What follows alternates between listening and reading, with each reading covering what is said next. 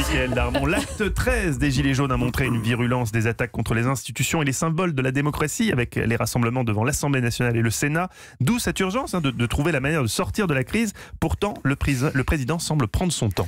Et oui, c'est très intéressant les périodes de crise, parce que ce sont des accélérateurs de particules qui permettent de révéler les comportements. Alors sur le bureau du président de la République, il y a un certain nombre d'options et étonnamment beaucoup d'hésitations. Un ou même deux référendums seraient à l'étude pour découpler sur deux scrutins des questions institutionnelles et fiscales. C'est la réflexion qui est menée, mais pour cela, il faudra encore que l'idée d'un double vote le 26 mai soit écartée. Alors tout le monde s'est mis, de Juppé à Bayrou, en passant par Le Drian et Ferrand, pour expliquer à Macron que c'était vraiment pas la bonne idée. Autre axe qui pourrait passer par la loi, une puissante phase nouvelle de décentralisation.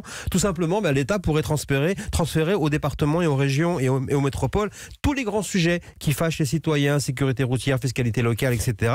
La question principale, la prise de décision, parce que les hésitations et allers-retours sont fréquents, ce qui complique la tâche. Et les Français ont montré leur intérêt pour ce débat national. Ça veut dire que la fin sera un tournant délicat à négocier. Ah oui, on est abreuvé de chiffres et d'analyses triomphales des pouvoirs publics sur le succès du débat. Alors c'est incontestable, mais il faut quand même garder la tête froide, parce que plus le débat est suivi par les Français, plus les attentes sont élevées et plus les décisions qui devront être prises doivent être fortes. On comprend d'ailleurs que la dissolution, par exemple, de l'Assemblée, c'est pas une option. D'autant plus que la droite fait passer aussi le message, écoutez, on n'en veut pas, parce qu'il ne veut pas être en situation de devoir gérer un pays qui ne s'apaise pas. On l'a encore vu ce week-end. Tout le monde a réagi à l'incendie de la maison de Richard Ferrand. Mais combien d'élus La République En Marche sont attaqués depuis des mois dans l'indifférence générale? La vie politique, on le voit également, s'arrête chaque samedi, suspendue à décompter, à subir les mobilisations et les affrontements. Bref, la République a attrapé la jaunisse. Alors les décisions que prendra le président devront être capables de soigner notre démocratie, mais surtout,